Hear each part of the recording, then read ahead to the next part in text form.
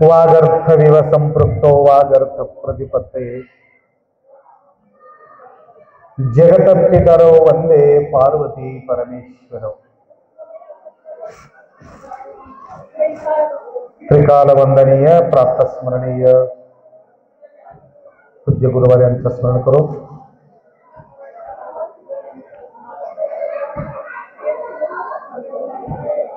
दत्त जयंती निमित्त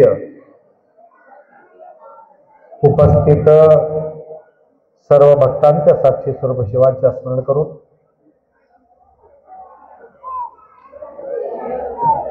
प्रति पौर्णिमेला व अमावासीला या ठिकाणी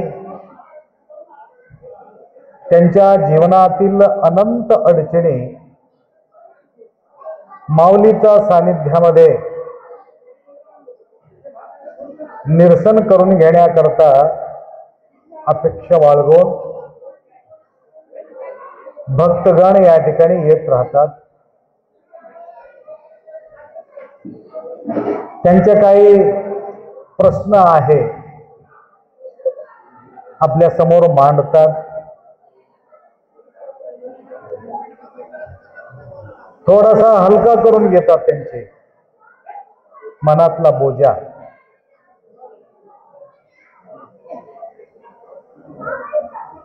आज एक 2-3 पौर्णिमा संतांच्या जीवनाला आधारित उत्सव आहे। बुद्ध जयंती पौर्णिमेलाच होत असते। अक्कमादेवी जयंती पौर्णिमेला होत असते। हनुमान जयंती पौर्णिमेला होत असते। दत्त जयंती पौर्णिमेला होत असते। जयंती येणं महत्वाचं नाही, त्या दिवशी सर्व भक्तगण समाधान राहणं फार महत्वाचं आहे। त्याला उपास ठेवून तुम्ही जयंती करतो म्हटलं तर काही जयंती सफल होत नाही। अन्न शांती महान शांती आहे। करेक्ट 12 वाजता जन्म होतो कुठल्याही देवी देवताचा। आता किती वाजलेले? 3 वाजलेले। म्हणजे ब्रह्मा विष्णू महेश म्हणून 3 तास वाढविले।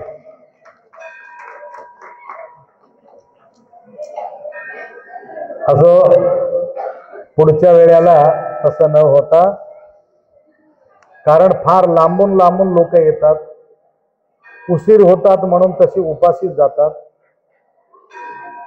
गुरु महाराज सद्गुरु बसवलिंग शिवाचार्य गुरुमाऊली उपास कोणी तसं गेलं तर त्यांना भयानक त्रास होत होते। कारण अन्नसिद्धी असलेले गुरुमाऊली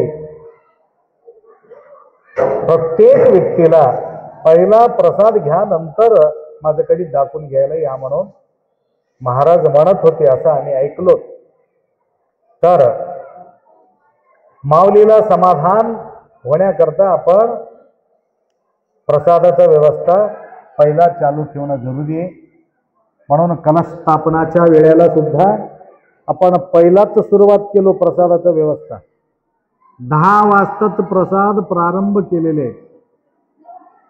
10च्या नंतर 12च्या आत भयानक भूक राहते माणसाला, नंतर भूक कमी होत जाते। म्हणून अन्नदानम परम दानम सांगितले। फार सुंदर प्रसादाचा व्यवस्था या ठिकाणी कार्यकर्त्यांनी केलेले आहे।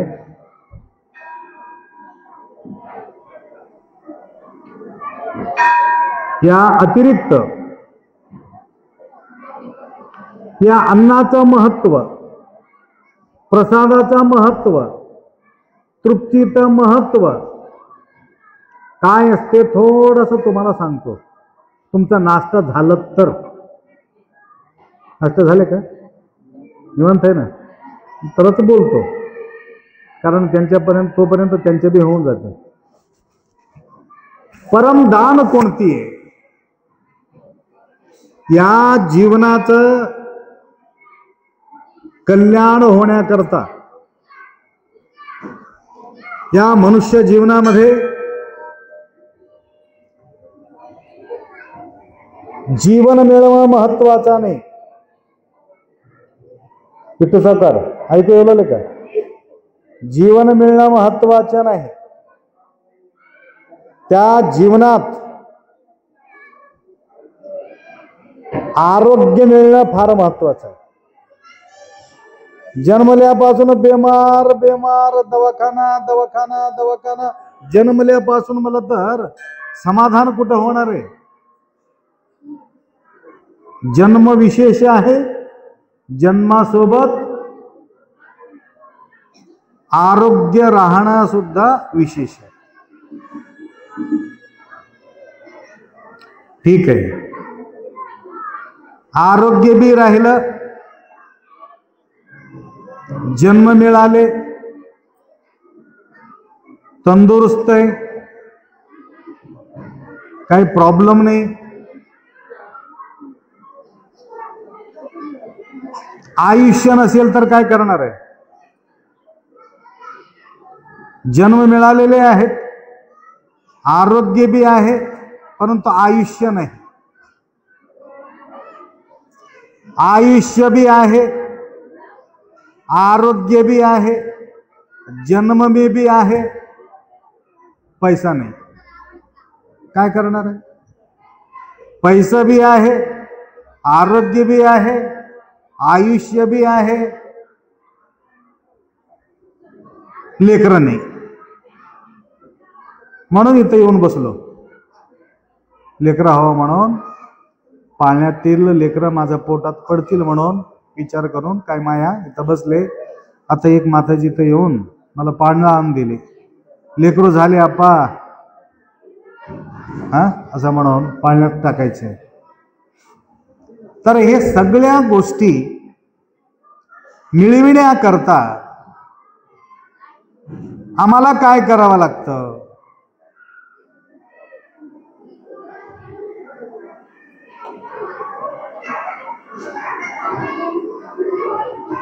अन्याय करायचं नाही. अन्यायेन अर्जितम धनम द्वादशे वर्षेषु तिष्ठती. कोणाचं तर हडप करून, कोणाला तर परेशानी करून, कोणाला तर बेमानी करून आम्ही मिळवून घेतलं तर ते 12 वर्षपर्यंत राहते, नंतर बर्बादी होऊन जाते. जास्त वेळ टिकत नाही. आता हे लेकरू म्हणत होते, आता आमच्याकडे पैसा आहे परंतु घर बांधावं की नाही म्हणून संशय येते. म्हणजे पैसे, लाखो रुपये पैसे,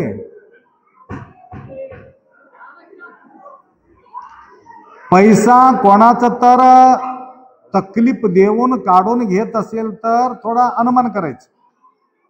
अन्याय करून पैसा आपण जमा केलेले नाही. इमानदारीचा पैसा आहे, आमचा हिस्साचा पैसा आहे. ते पैसा वापर केल्याने आपल्याला दुःख होत नाही, ते डोक्यातला काढून टाकावं. कुठंतरी हडप करून, तकलीफ देऊन, परेशानी करून, पैसा गोळा करून घर बांधलं, त्या घरामध्ये शांती समाधान मिळत नाही, अवघड होऊन जाते. एसी आहे, पंखा आहे, गादी आहे, सगळं आहे, परंतु झोप उडून जाते. म्हणून महान दान. एक छोटंसं उदाहरण देतो तुम्हाला, सांगू का? ऐकू येवले का सगळ्याला? ऐकू येवले?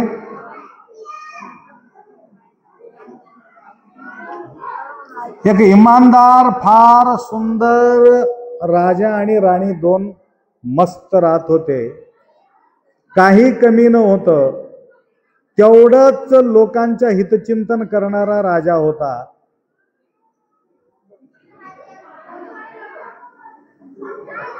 कोणी उपास राहून माझा राजवैभव मध्ये कोणी दुखी राहू नये म्हणून तेवढं लक्ष देऊन सगळ्यांना पालन पोषण करत होता.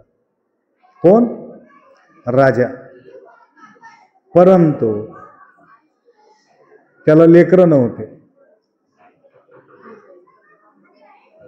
12, 13, 14, 15, 16 वर्ष होऊन गेले. सर्व पुष्कळ दाखविले, परंतु काही कुठं थारा लागला नाही. आखरी एक महान योगी त्यांच्या एरियामध्ये फिरत होता. त्यावेळे कोणीतरी सांगितले की महान संत आले, त्यांना जाऊन तुम्ही भेटा, काहीतरी होईल.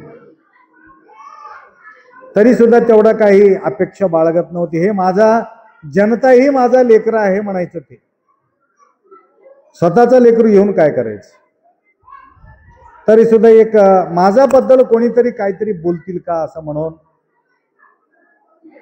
गावोगावी हिंडत राहायचं. परंतु कोणाचाही तसा शब्द ऐकायला मिळत नव्हतं. एक दिवस राजा राणी सकाळी सकाळी जाताना राजांना बघून सगळे लोक हात जोडून नमस्कार करत होते. परंतु एक महिला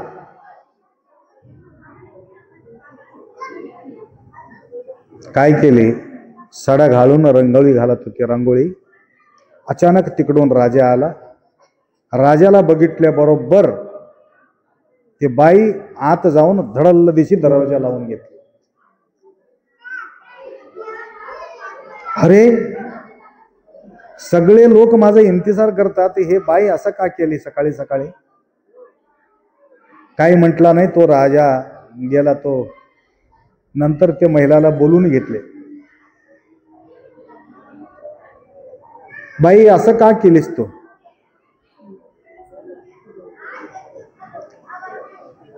तुम्हाला लेकरं नाही महाराज म्हणून आमचा दिवस बरोबरी जात नाही म्हणून मी दरवाजा लावून घेतलो, नंतर मध्ये गेलो म्हणले. त्यावेळेस धक्का बसला त्याला. अरे, लेकरं असणं किती महत्वाचं आहे. काहीतरी होईल. हे दिवस बरोबरी जात नाही म्हणून जे तू म्हटलीस ना, मी त्याला थोडा उलटा करून दाखवतो म्हणले. टाळी वाजविला आणि ते सेवकीला बोलून घेतलं. एक थाली भरून सोनं आणून दे, त्याला गिफ्ट म्हणून मी देणार आहे. थाली भरून सोनं आणून दिले. त्या महिलाला पदर पसर म्हटले, टाकलं. तुला समाधान वाटलं का. समाधान वाटलं. कशामुळं. आज तुमच्या तोंड बघितल्यामुळं आज मला सोनं भेटलं असं म्हणून म्हटलं. तरी सुद्धा त्याला सॅटिस्फाईड होत नाही, त्याला समाधान होत नाही. त्यावेळे बायको म्हणते, काही करा, तुम्ही देऊन समाधान करणं हे कामाची नाही, परंतु आम्हाला लेकरं राहणं फार महत्वाचं. ते योगीला भेटत, महाराजांना भेटत. धावून गेले त्या महाराजाकडं. साष्टांग दंडवत टाकले. राजा आहे परंतु काय करते, मजबूर आहे. सर्व आहे परंतु समाधान नाही. महाराज काही करा, तुमच्यावर कृपा करा. त्यावेळी त्यांनी सांगितलं, तुम्हाला लेकरं होणार, परंतु 25 वर्षाला तुमचा मुलगा मरणार.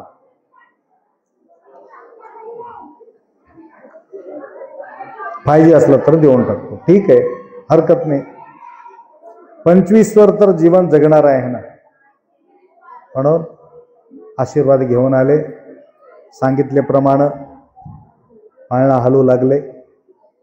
लेकरू मोठं झाले. लग्नाला आला मुलगा. लग्न करावं, येणारा सून विधवा होऊन जाते. आणि दुसरे एक राजा हुडकत होता सुंदर मुलगा. हुडकत असताना एक माणूस सांगितले, काय हुडकता, इथं जवळचा राजाचा मुलगा आहे, जाऊन बघा ना. जाऊन त्यांना भेटले. मुलगी पटला, मुलगा पटला, सर्व झालं. झाल्यावर लपून ठेवायला जमत नाही ना गोष्टी. लग्नाच्या नंतर फक्त 3 वर्ष माझा मुलगा जिवंत राहणार आहे, मुलांचा मृत्यू होणार आहे, मुलगा मरणार आहे म्हणून तुम्हाला काय माहिती, पुढचं कोणाला कळायला गेले. काही हो दे, परंतु जोडी छान आहे, तुम्ही काही काळजी करू नका असं म्हणून बोलले. भयानक धार्मिक होती ही राणी, ज्यांच्या आई होती. म्हणजे बऱ्याच दिवसाच्या नंतर मुलगा जो झाला, त्या मुलाचा आई फार धार्मिक होती राणी.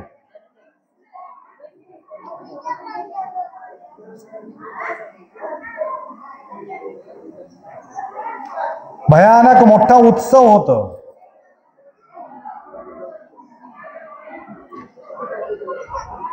राजांचा मुलगा मरायचा दिवस होत ते. त्या दिवशी 8 दिवस अन्न अन्न अन्न अन्न म्हणून तरसणारे काही लोक त्या राजवाड्यामध्ये प्रवेश केले. मृष्टान्न भोजन 64 भोज सोन्याच्या थालीमध्ये तयार करून ठेवलेले. भूकसाठी तळमळ तळमळ करून येणारे जे लोक, जेवायला कोणाला द्यायचं होतं? राणीला, राजाला द्यायचं, त्या मुलाला मुलीला द्यायचं होतं. त्यासाठी स्वयंपाक करून ठेवले होते. ते उचलून न्यायचं वेळेला, भूक लागायचं वेळेला, हे अन्न म्हणून तरसणारे जे लोक, आम्हाला भूक लागलेली आहे म्हणून तिथपर्यंत निरोप पोहोचलं,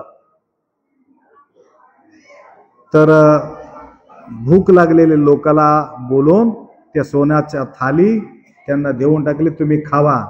नाही हो, हे तर तुमच्या मुलासाठी, तुमच्या सोनासाठी आहे, आम्हाला नंतर काहीतरी करून वाढा. नाही नाही नाही, अर्जंट तुम्हाला भूक लागलेली आहे, त्याकरता पहिले तुम्ही जेवा.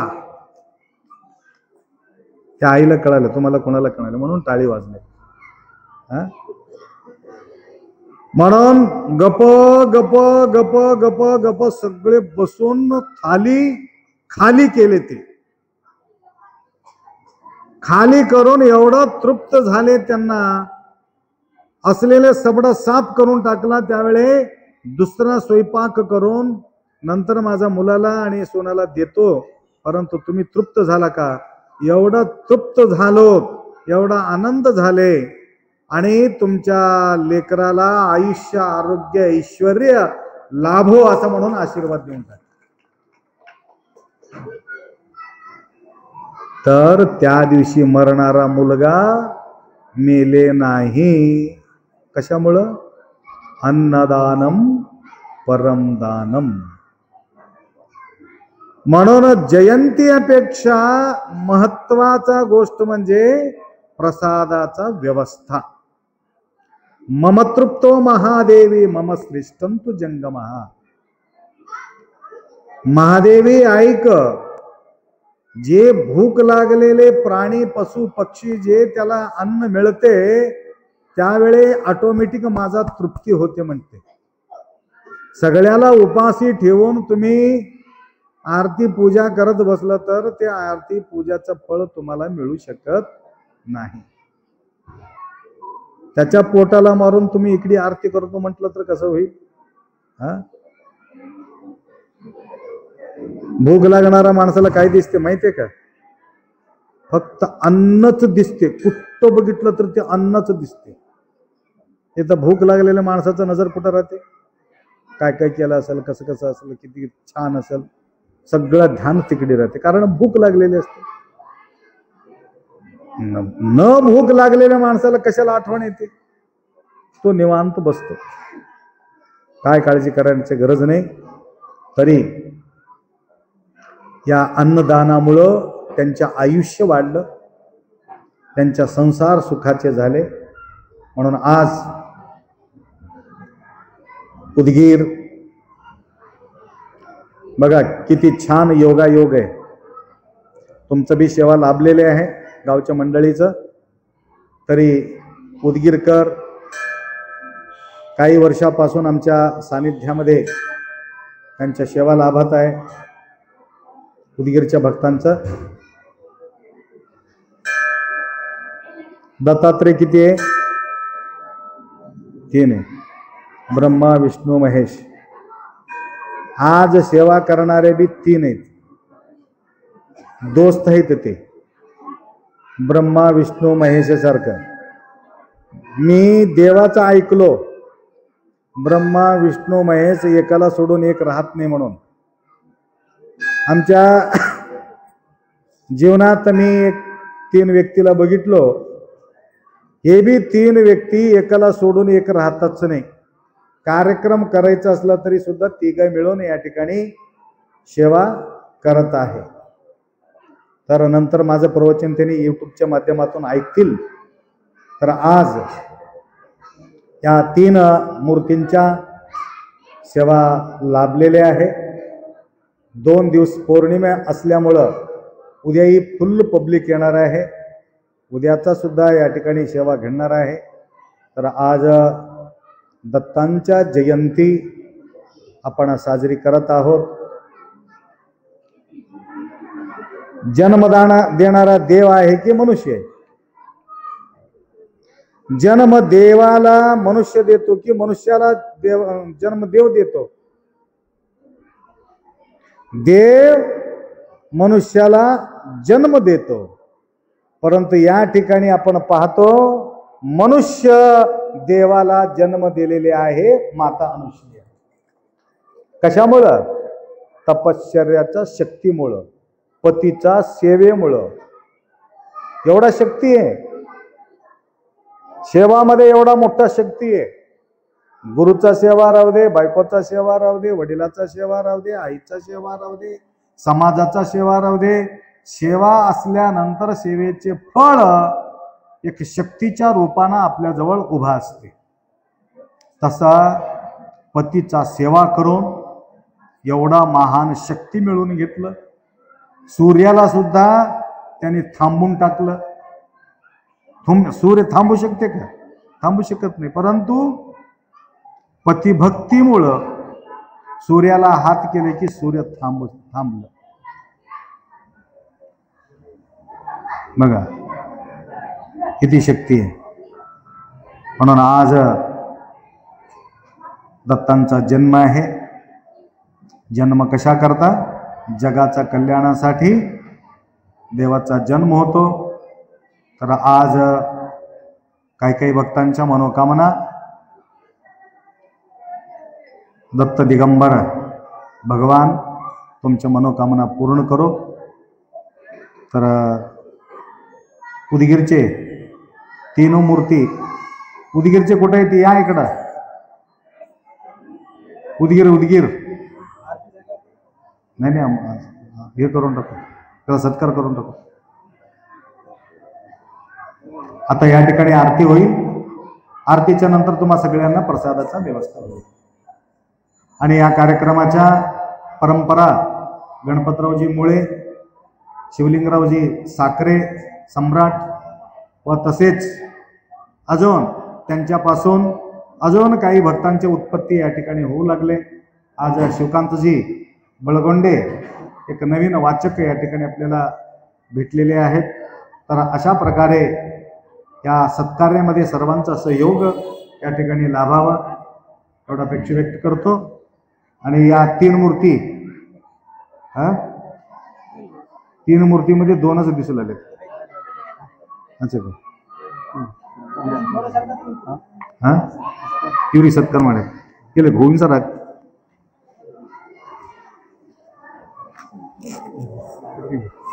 हे मला पौर्णिमे द्या अप्पा पौर्णिमे द्या म्हणत होते.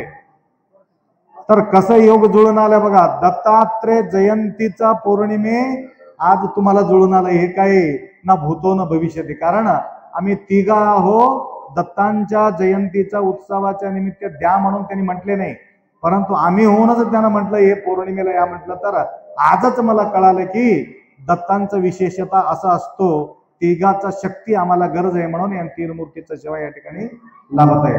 सांब जय नम पार्वती शिव हर हर महादेव. या ठिकाणी स्वागत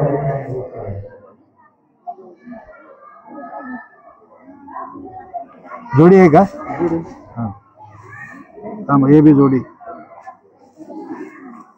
थांबा, जोडी खा करून इकडे.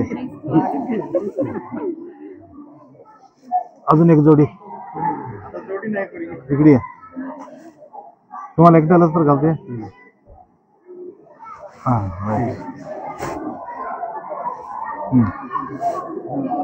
हा आरती.